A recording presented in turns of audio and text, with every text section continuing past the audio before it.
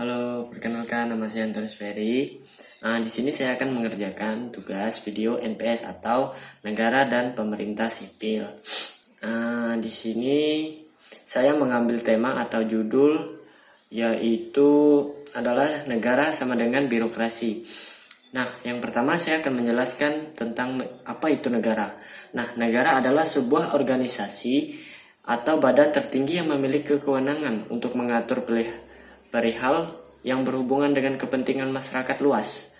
Tidak hanya itu, negara juga memiliki kewajiban untuk menyejahterakan masyarakat, melindungi dan mencerdaskan kehidupan bangsa.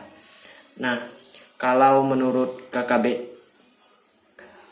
KBBI ada dua pengertian tentang negara, yaitu yang pertama, negara adalah organisasi dalam suatu wilayah yang mempunyai kekuasaan tertinggi yang sah dan ditaati oleh rakyat.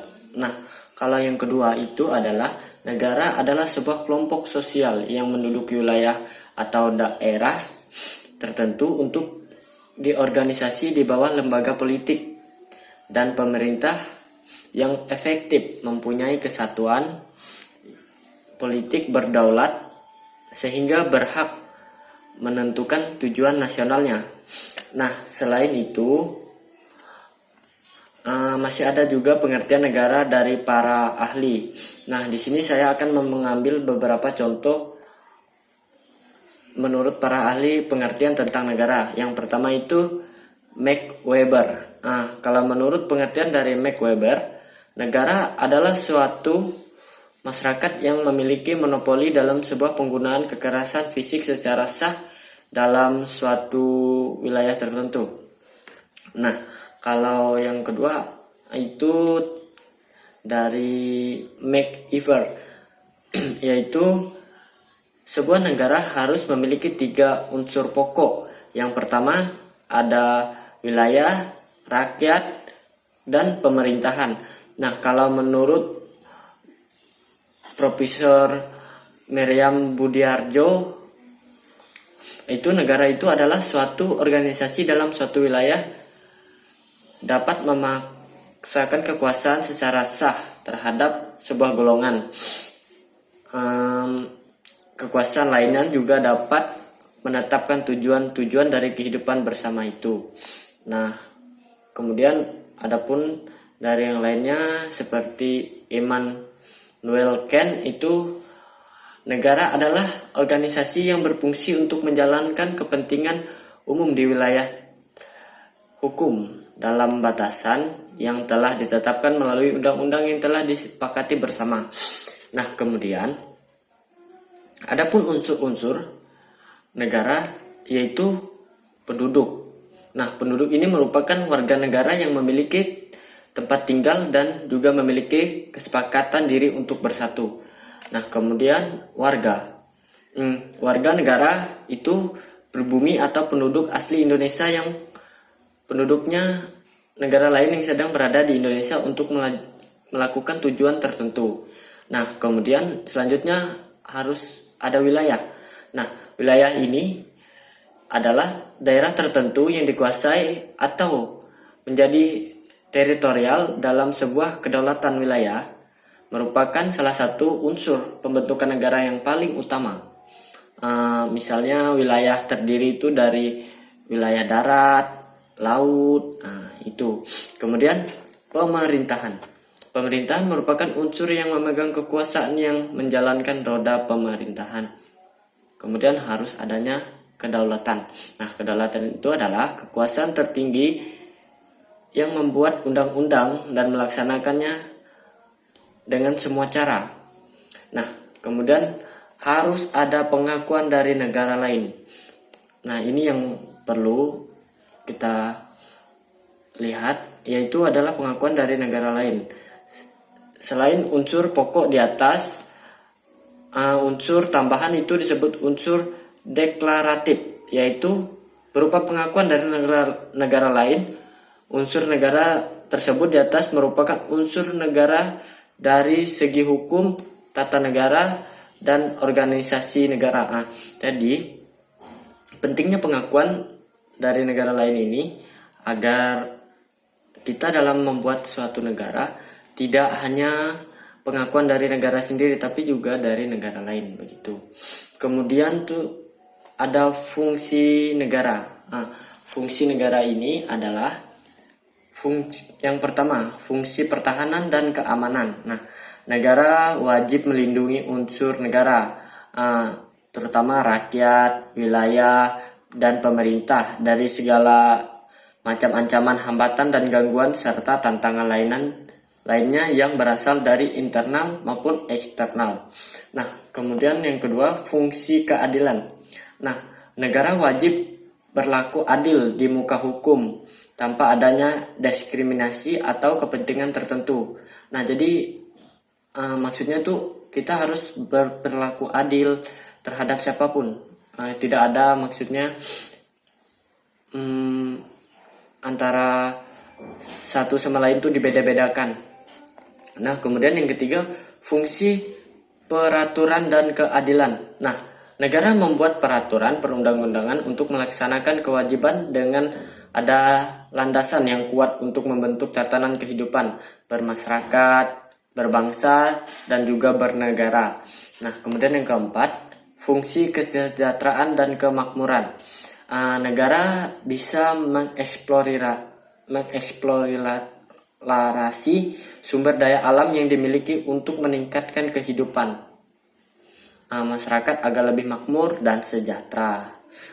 Kemudian yang berikutnya itu ada tujuan negara. Nah, apa sih tujuan negara ini? Kalau pengertian dari Budi Harjo pada tahun 2010 menyatakan bahwa negara dapat dipandang sebagai asosiasi manusia yang hidup dan bekerja sama dan mengajar beberapa tujuan bersama. Nah, jadi dapat dikatakan bahwa tujuan akhir setiap negara adalah menciptakan kebahagiaan bagi masyarakatnya. Sedangkan tujuan negara Indonesia tertulis pada pembukaan Undang-Undang 1945 alinea keempat. Dalam pembukaan Undang-Undang 1945 alinea keempat tersebut, yang isinya tujuan negara Indonesia ialah melindungi segenap bangsa dan seluruh tumpah darah Indonesia, memajukan kesejahteraan umum, mencerdaskan kehidupan bangsa, dan ikut melaksanakan ketertiban dunia. Kemudian ada pun beberapa bentuk-bentuk negara, yaitu yang pertama, negara kesatuan atau unitaris. Nah, Indonesia sendiri merupakan negara yang menganut bentuk negara kesatuan. Itulah mengapa Indonesia sering disebut dengan Negara Kesatuan Republik Indonesia atau biasa disingkat NKRI. Nah, negara kesatuan adalah negara yang pemerintah tertinggi dilakukan oleh pemerintah pusat yang berlaku aturan berdasarkan undang-undang yang berlaku. Nah, kemudian pemerintah pusat diberi hak melimpahkan kekuasaan kepada daerah-daerah yang tingkatnya lebih kecil. Nah, kemudian yang kedua ini ada negara serikat. Nah, di mana negara serikat ini adalah bentuk federasi cocok digunakan negara yang memiliki kawasan yang sangat luas. Dengan begitu, negara tersebut dapat melaksanakan semua perintah secara menyeluruh dengan baik.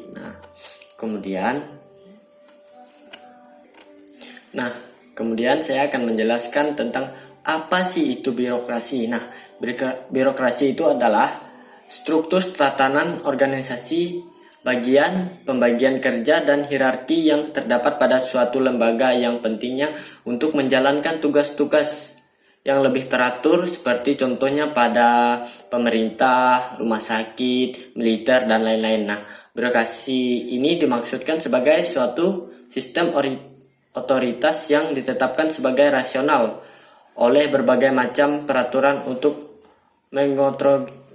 mengotorisir pekerjaan yang dilakukan oleh banyak orang dalam pelaksanaan birokrasi memiliki beberapa pelaksanaan. Nah, yang pertama, pelaksanaan birokrasi memiliki prosedur atau aturan yang bersifat tetap. Nah, dan komando yang berupa hierarki kewenangan mengalir daripada atas kemudian ke bawah. Nah, kemudian apakah pentingnya birokrasi? Nah, pentingnya birokrasi di sini adalah suatu negara sangat penting dan menentukan upaya penyelenggaraan negara maupun penyelenggaraan pemerintah.